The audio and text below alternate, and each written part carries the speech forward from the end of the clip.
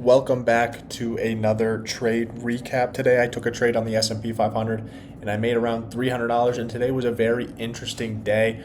So I want to go over it with you guys, what my bias was coming in the morning, why I made less than I usually do, and why I actually closed out of this trade early. And let's go back to market open. 30 right here. Okay. So coming into market open, I had actually a bullish bias. I was bullish coming into market open. We actually put in a bearish SMT, or sorry, not a bearish SMT, a bullish SMT in the overnight session with NQ. So we ended up putting in a bullish SMT with NQ. And this kind of indicated a bullish bias for me, as well as NQ. Let's actually just go on off of NQ here. We had this 1 hour bullish fair value gap that we were holding, and we continue to hold going into market open. So coming into market open, what I wanted to see NQ or ES come down and take this internal low, so then we can go target previous day high, Friday's high, for a potential long entry. So when market opened, we pumped up, and then we ended up falling back down to take this internal high, and we were holding this 1 hour bullish fair value gap. So we came down, took this high, held this 1 hour bullish fair value gap, and if we look over on ES, let's go down here, we never ended up taking this high. If we look, ES never took this low. We never took this internal low. NQ did, so we had a bullish SMT that was been put in place. If you see right here, NQ took this low, ES did not. So we had a bullish SMT put in place. This is my first indication of a possible long entry, right? Just off this bullish SMT, I want to see longs, right? So we put in this bullish SMT, but I'm continuing to be patient because I want to see, because the change in the state on ES is all the way up here, right? Change in the state's all the way up here, and I just want to be patient. So we take that, we have a bullish SMT, and we run through this fair value gap, and we run through the change in the state, and I enter long. I enter a long position. I have my stop right at this SMT low, and I'm targeting previous day high for about a 1 to 0.3 RR. Now, as soon as I enter my position, we begin to chop. We were chopping a lot. I marked out this 1 minute fair value gap. We were continuing to hold, right?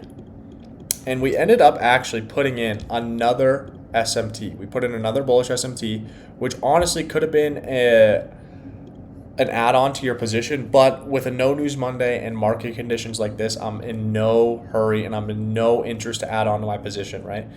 And as soon as we put in this SMT, I move my stop to this SMT protected low, this new SMT protected low, and we just continue to chop more, right? We continue to chop more.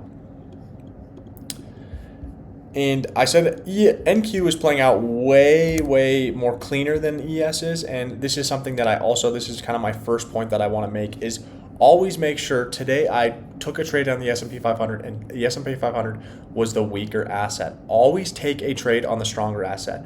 It's always going to be cleaner price action. You're always going to make more money, and you're going to be out of the trades quicker, and your trades are just going to be more efficient, and price action is going to be more efficient. So always take a trade on the stronger asset. Today, that was the biggest mistake that I made. I took a trade on the weaker asset, and in result, I got stuck in chop. So I said to myself, this internal high was not going to be my target, but as soon as this internal high got put into place, I said, okay, if we take this internal high, I'm moving my stop to break, and I'm letting price action do its thing, right? So we keep chopping, and actually once we ran through, we actually made this 5 minute fair value gap, and once we ran through this 5 minute fair value gap, I was pretty confident we were at least going to go to this buy side level, right? This internal high. And we ended up doing that. We went to this buy side level, moved my stop to break as soon as that buy side level got taken. And then not too much later, NQ actually took this previous day high, this Friday high, and then I completely took my position off, which I only made around $300 today, or I think it was $273, but I only made around $270 today. So it was kind of my trade today. I took this off early. And like I said, the reason why I got stuck in chop is of two reasons. No news Monday. Market has nowhere to go. It has no efficiency because it's a no news Monday. We have no news coming in. It's the start of the week, right? We're just trying to build price action. And I normally don't trade no news Mondays, but today I did with low risk, and it ended up working in my favor, which is not always the case. Next no news Monday, most likely I'll just be tape reading, so just watching price action. And number 2 is always choose the stronger asset. NQ was the stronger asset, and let me actually go over why I didn't take this trade on NQ. It is because once we took this internal low, I could easily taken this on NQ. However, the 1 minute change, once we were holding this for value gap, the 1 minute change would have been all the way up here, right? It would have been all the way up here, and your RR would have been shit. It would have been less than a 1-to-1. So I didn't want to take it on there. What I wanted to do, or what could have been a possible entry, is right here.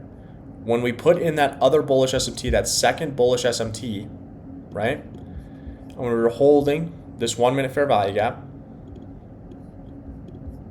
and we had our 1 minute change, you could have entered long off that. And I could have entered long off that, off of another position. You could have had your SMT at that protected low, or that your stop at that protected low. Could have targeted this internal high for almost basically a 1-to-1, or you could have targeted buy side, which either one would have played out, right? So that was probably the best entry I could have taken today. Am I mad with my entry? No, I'm not mad with my entry. I am mad that I didn't choose the stronger asset. But those are the 2 reasons why I got stuck in shop. I want you guys to learn from this. Make sure you guys choose the stronger asset. And how you guys can identify the stronger asset is just looking at price action. What asset is more efficient?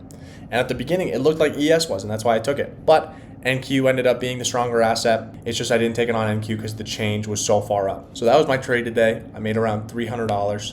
Start of the week, decent start of the week. Happy to be up.